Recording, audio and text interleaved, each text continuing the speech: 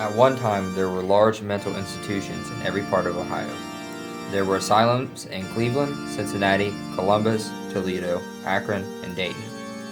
Southeastern Ohio's hospitals were established in Athens, near the campus of Ohio University in 1874. Today, this is the only asylum still standing that resembles its original condition. The Athens Lunatic Asylum, also known to locals as the Ridges, was once one of the largest asylums for the mentally ill, and one of the first hospitals to be built using the Kirkbride Plan, a method that governed the way mental institutions were built and the way patients were treated. The hospital was officially opened in January of 1874.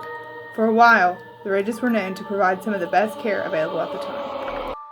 As years went by, staff began to realize they could make many of their patients do work in the hospital's various facilities for a profit basis. As the institution became greedier, the number of patients admitted increased. By the 1950s, they housed nearly 2,000 patients, which is over 3 times its capacity.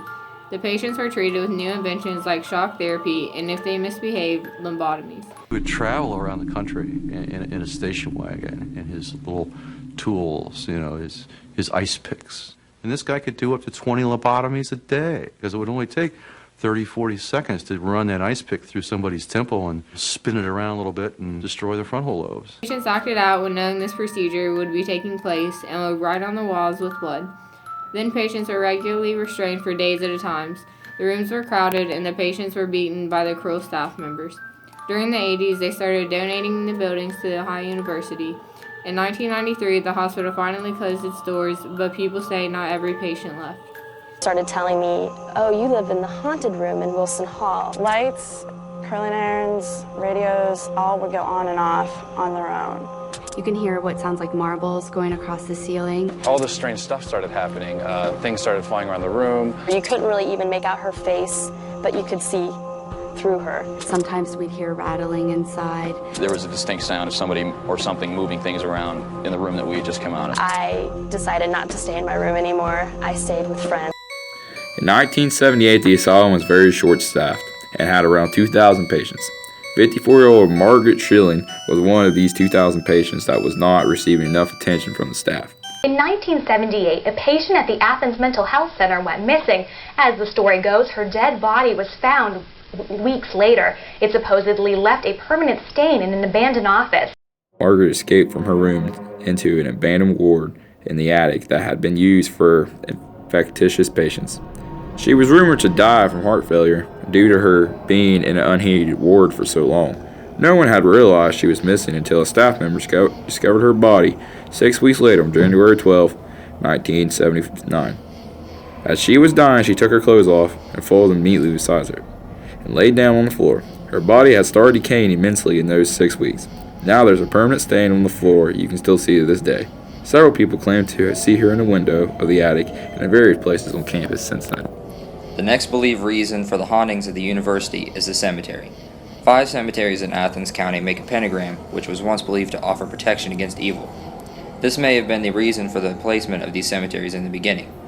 Over time, it evolved into the opposite and became a symbol of witchcraft. The pentagram generates a supernatural energy that is said to go to the vortex. Part of the Ridges falls into the area of the vortex. When these 5 cemeteries are connected, they form a pentagram around the city of Athens, with the center of this being at the very center of campus. As you branch out, you begin to hit residence halls and the Ridges, the mental health center, and you hit areas that are just chock full, really, of ghost stories and of legends behind them. These are now ranked 2 out of the top 5 scariest places in America and the 13th most haunted places in the world. What is now known as the Ridges was originally named the Athens Lunatic Asylum.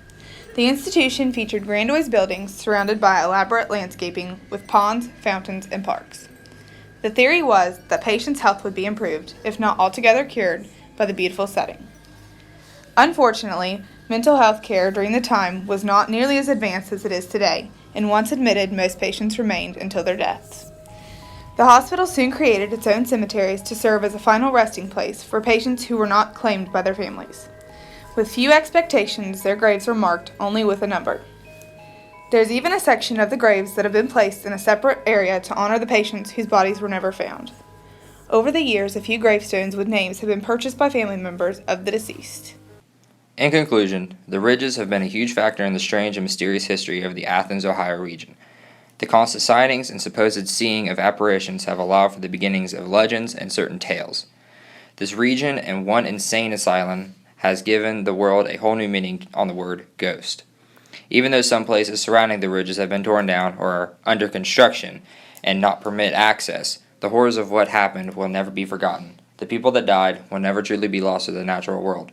The Ridges lives on.